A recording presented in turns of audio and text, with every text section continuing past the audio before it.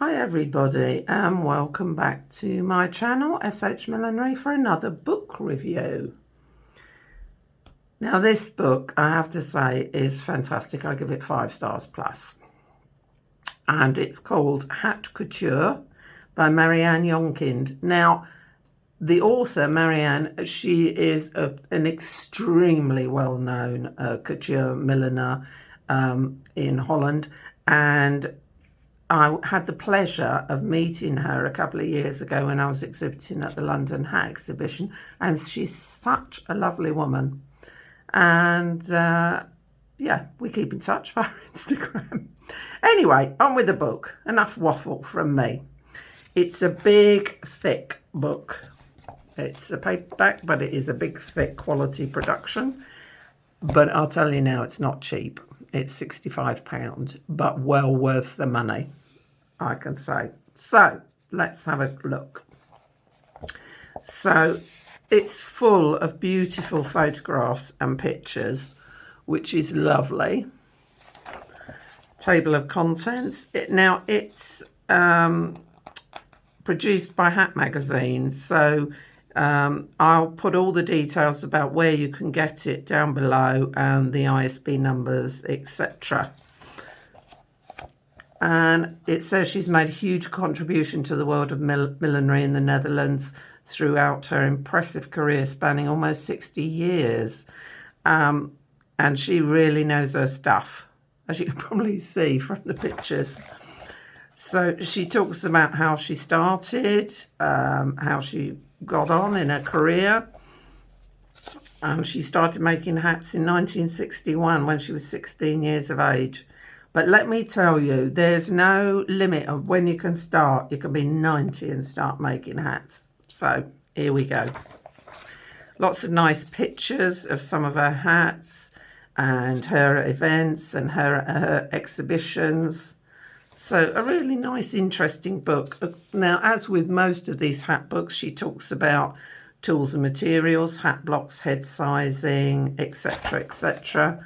Other tools, sewing accessories, appliances, fixing and fastening, and all sorts. Loads and loads of interest in here. She talks about foundation materials, buckram, Foss shapes, Paris net, etc., etc.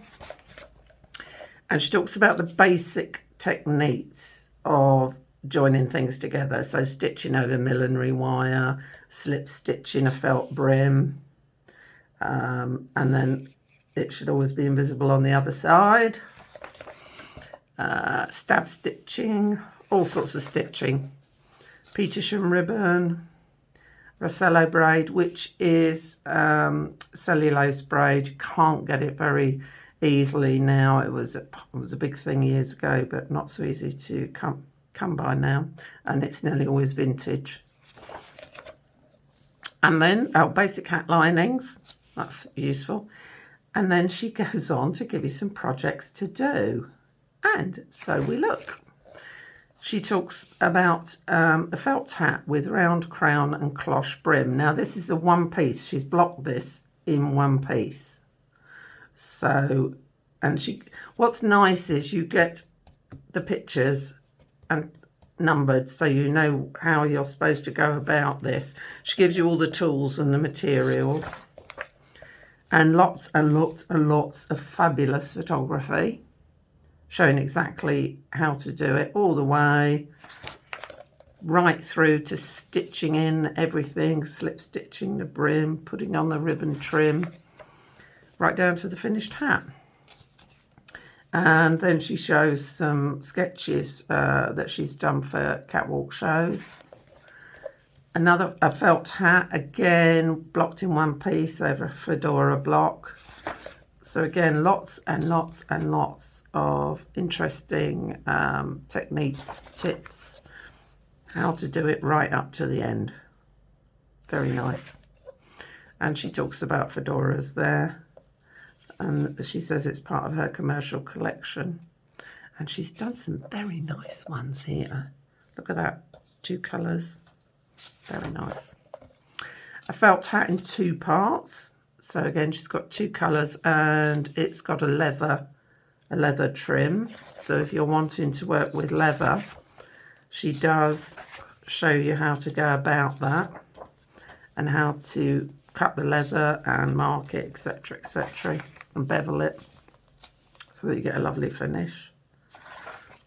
And that's her felt hats being worn and in shows. So another felt hat, and what she's done here, and this is a woman after my own heart.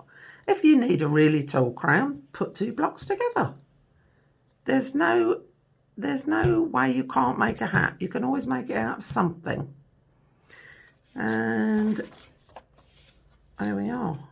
And then she's making a huge brim. Really big hat. And there it is on the catwalk. Looks fabulous, doesn't it?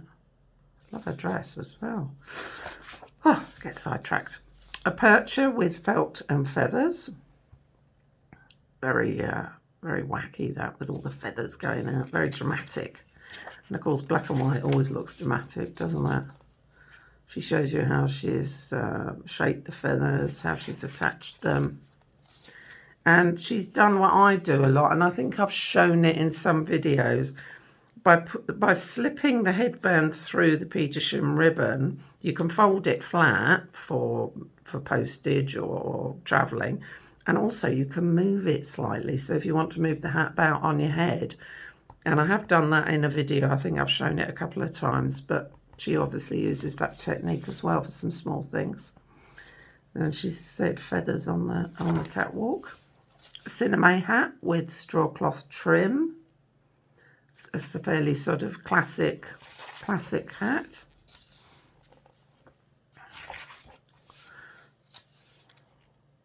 She's like me, got an iron. Fixing them together. And cinnamon in all shapes and forms there. Some really fabulous designs and ideas and thinking outside the box. And this one I like. She made a cardboard base to which to form the brim. And I'm not sure if I've done that yet, but I might have to show you how to do that. Although you can buy this book and then you know how to do it. So she makes a huge cardboard brim. And she does say that she uses her brims time and time again. So you don't always have to spend a lot of money to make a brim for your hat. And there we have, oh look, lots of different colours. Oh, it's lovely. A percher of straw cloth and cinnamon.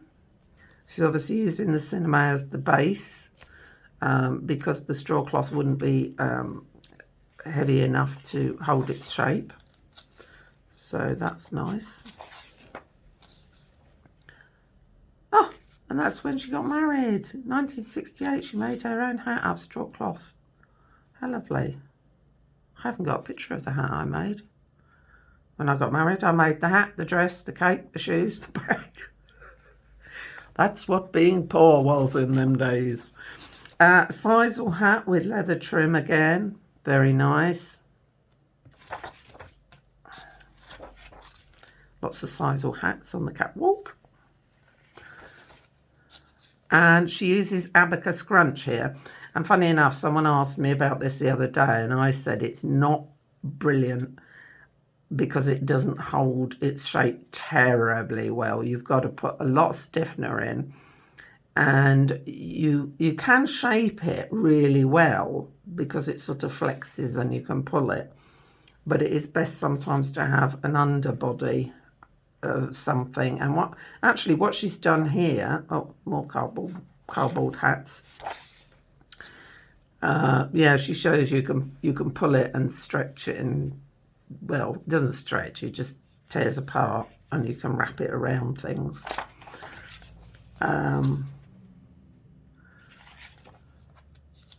Yeah, she's made another hat to go inside. I see, that's such a clever idea. Why have I never thought of that? But now I know. And she's done abacus scrunch. Oh, she's done a cap in it there. It says strengthening abacus scrunch with eco-friendly stiffener works very well, but the hat will always remain rather fragile. So she has reinforced most of these. Rossello straw, again, hard to come by, but I know she's got some vintage straws. And she's made a very nice cockade for the side. Shows you how to do that. And she talks about the vintage materials.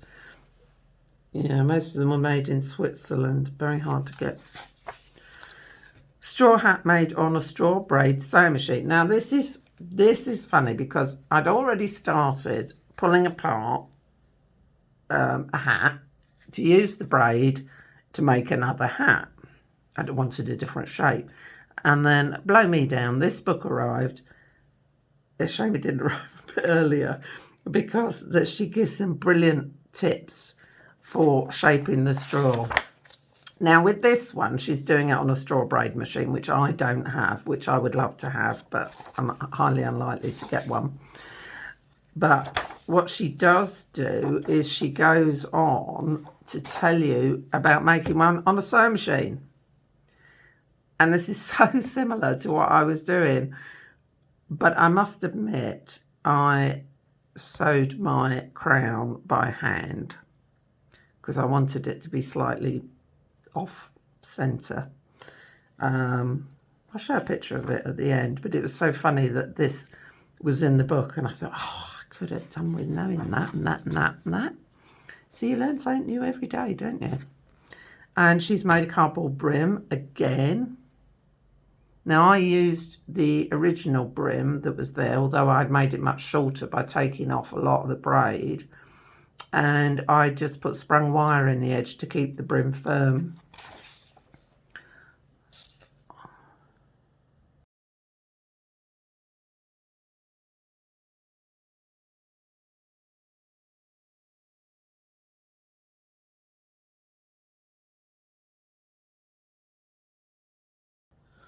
And yeah, so how to do it on the machine, let me tell you, it's not quick.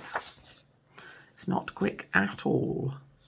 But there again, she's made all sorts out of braid, you see. And I had a thought for this because I've got some braid left. You don't have to go roundy, roundy, roundy. You can go in straight lines. And that's what she's done on that one. Excellent. A straw hat on the catwalk. And she's used some plaited straw again to make a really nice sort of percher here with like a pillboxy top and like a dished piece there. Nice colour as well. So there we are. And she's made the base out of leather. So for any of you like working with leather, I don't. I don't like working with leather. It's just me. It's just me. Shows you right to the end there. Straw hats at events. See, now that's clever, but that must have taken forever to pin all that in place. A beret or cap made of Rossello braid. More Rossello braid.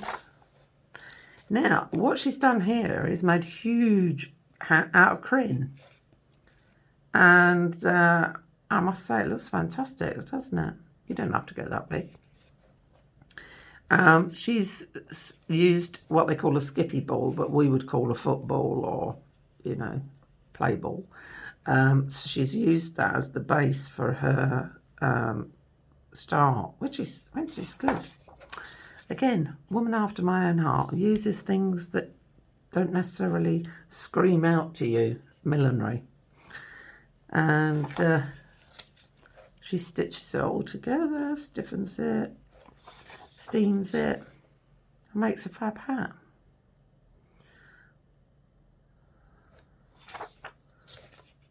Crin on the hat wall. Oh look, she's done different shapes.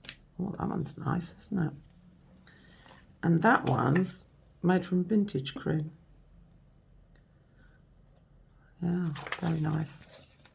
Another one in a different shape now, and she's made a base of felt to help block it over. Pillbox, nice little pillbox.